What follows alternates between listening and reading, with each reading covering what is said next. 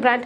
പ്രായഭേദമന്യേ പ്രേക്ഷകരുടെ മനസ്സിലിടം നേടിയ താരപ്രതിഭയാണ് മോഹൻലാൽ. വർഷങ്ങളായി പ്രേക്ഷകരെ വിസ്മയിപ്പിച്ചുകൊണ്ടിരിക്കുന്ന താരം ഇന്നും തന്റെ അഭിനയ സപര്യ തുടരുന്നു.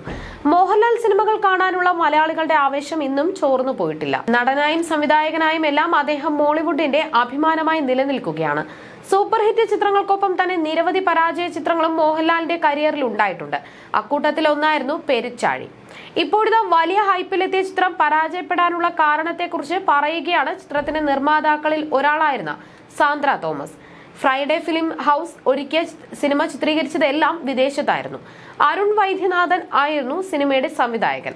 അമേരിക്കൻ തെരഞ്ഞെടുപ്പ് തന്ത്രജ്ഞനായി മോഹൻലാൽ എത്തിയ സിനിമയുടെ ട്രെയിലറും ടീസറും ആരാധകർക്ക് വലിയ പ്രതീക്ഷ നൽകിയതായിരുന്നു. പക്ഷേ സിനിമ വിജയിച്ചില്ലെന്ന് മാത്രമല്ല, ബോക്സ് ഓഫീസ് ദുരന്തമായി മാറി. മോഹൻലാലിന്റെ കടുത്ത ആരാധകർ പോലും തെറിവിളിക്കുന്ന അവസ്ഥയായി. ചിത്രം ബോക്സ് ഓഫീസിൽ പരാജയപ്പെട്ടുവെങ്കിലും തങ്ങളെ സംബന്ധിച്ച് പെരിച്ചാഴി പ്രധാനപ്പെട്ട സിനിമയാണ്.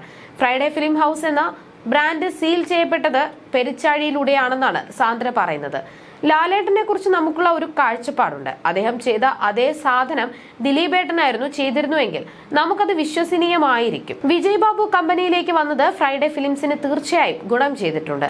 പെരിച്ചാഴി പോലൊരു പടമൊന്നും ഞാൻ ഒരിക്കലും എടുക്കില്ലായിരുന്നു. വിജയ് വന്നതിന് ശേഷമാണ് അത് സംഭവിക്കുന്നത്. മോഹൻലാലിനെ പോലുള്ള ഒരു താരത്തിന്റെ പടമുണ്ടെങ്കിൽ ഫ്രൈഡേ ഫിലിം ഹൗസ് എന്ന ബ്രാൻഡിന് ഒരുപാട് ഗുണം ചെയ്യുമെന്ന് അദ്ദേഹം പറഞ്ഞു. അത് ശരിയായിരുന്നു.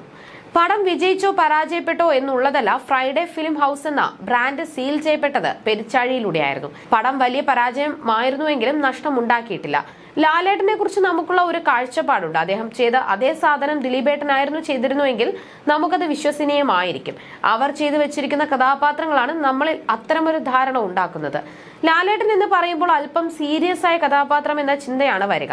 ദിലീപേട്ടനാണെങ്കിൽ CID മൂസയൊക്കെ ചെയ്തയാളാണ്. അദ്ദേഹമാണ് ആ വേഷം ചെയ്തതെങ്കിൽ ഒരു പക്ഷേ പെരിച്ചാഴി വർക്കായേനെ.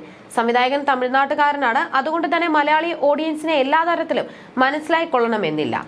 ആ ചിത്രത്തിൽ മൊത്തത്തിലൊരു തമിഴ് സ്റ്റൈലുണ്ട്. അതും പരാജയത്തിന്റെ ഒരു റീസൺ ആണ്. പിന്നെ നമുക്ക് രസകരമായി തോന്നിയ കാര്യങ്ങൾ ആളുകൾക്ക് അത്ര രസകരമായി തോന്നിയില്ല.